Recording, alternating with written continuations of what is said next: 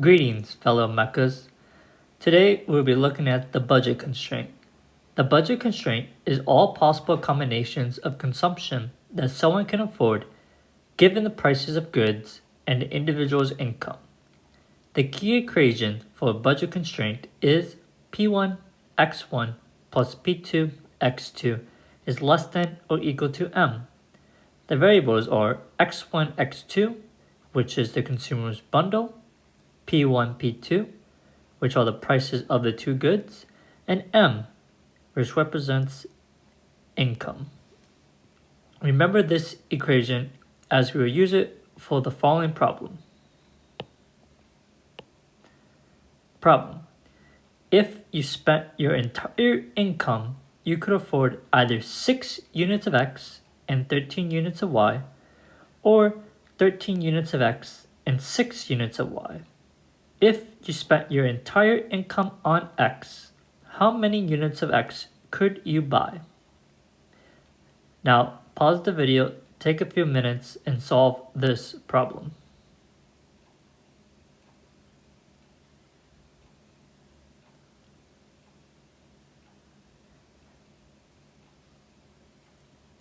Welcome back. Hopefully you were able to solve this problem.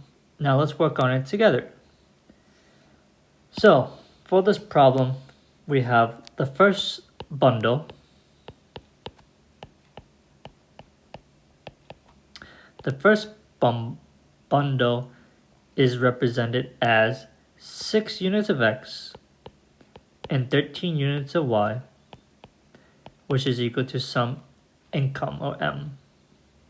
And for the second bundle,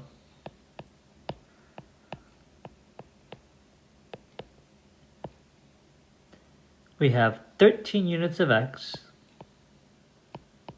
and 6 units of Y. So these two equations represents our budget constraints for each bundle. Now, if you spent your entire income on X, how many units of X could you buy? So, to solve this problem, we need to assume that P is equal to 1. Assuming P is equal to 1, we will find out that 6 units and 13 units of the first bundle together combines to be in 19, which is equal to M.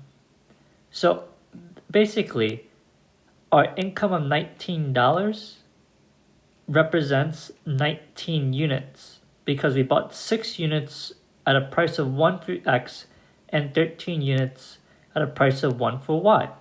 Now if we look at the second bundle, the same principle applies. If the price is 1, M is equal to 19.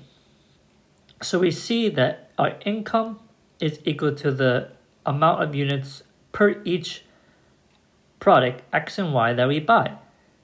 So what this means is that if we just bought X, just bought product X, we will be able to buy 19 units. Why? Because at a price of 1, you're able to buy 19 units of both X and Y, which is equal to an M. And don't forget, we are constrained by our income. And since both bundles lie on the same budget line, we can buy up to 19 units of X itself. So if we just bought X, we could buy 19 units. The same thing would apply if the question was, if you spent your entire income on Y, how many units of Y could you buy? Well, we would be able to buy 19 units of Y. So this is the solution to the problem. If this video helped, please consider subscribing and liking this video.